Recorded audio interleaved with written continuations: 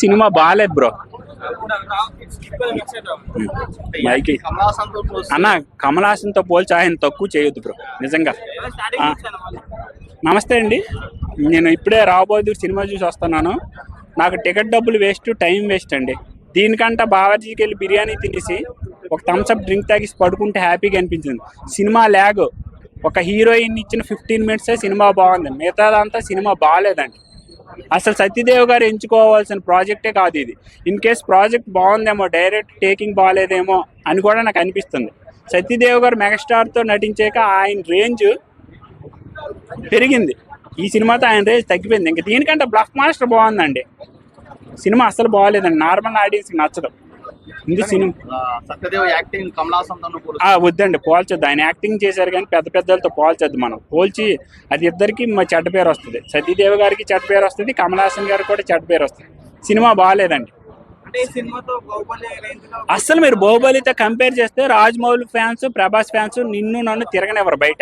అవసరమా మనకి అది? వద్దండి, సతీదేవి గారు అది ఆయన కాన్ఫిడెన్స్, ఓవర్ కాన్ఫిడెన్స్ కానీ వద్దు. సినిమా బాగాలేదండి. నార్మల్ ఆడియన్గా చెప్తున్నా. నాకు సినిమా, నాకు ఈ సోషల్ మీడియాతో కూడా పెద్దగా నాకు అవగాహన లేదు. స్టోరీ బాగాలేదండి. దేనికండి? వద్దండి వద్దండి, హాలీవుడ్ వాళ్ళకి అస్సలు పోల్చదు, కొడతారు మనల్ని. ఏంటి హాలీవుడ్ రేంజ్ ఉంది సినిమాకి? ఫేక్ రివ్యూలు వద్దండి, జెన్యున్ రివ్యూ ఇద్దాం. ఈరోజు జెన్యున్ రివ్యూ ఇస్తే ఆడియన్స్ జెన్యున్గా వస్తారు. ఫేక్ ఇస్తే మళ్ళీ నిన్ను తిట్టుకుంటారు, నన్ను తిట్టుకుంటారు, ఒకరికి డబ్బులు వేస్ట్ అవుతాయి. మనం బాధపడిన తర్వాత నార్మల్ ఇండియన్ సైకాలజీ ఇక్కడ వాడద్దు. సినిమా బాగాలేదండి, అస్సలు బాగాలేదు. నాకు బోర్ కొట్టింది, నా పక్కన ఉన్న వాళ్ళు సినిమా చూడలేదు. ఎవరేమనుకుని నేను ఇదే చెప్తాను.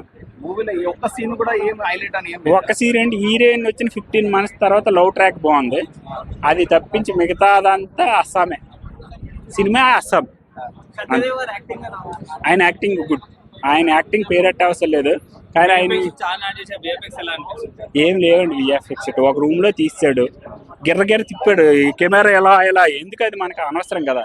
అది మీరే ఇంకా బాగా చేస్తారేమో అనిపించింది. థ్యాంక్ యూ అండి.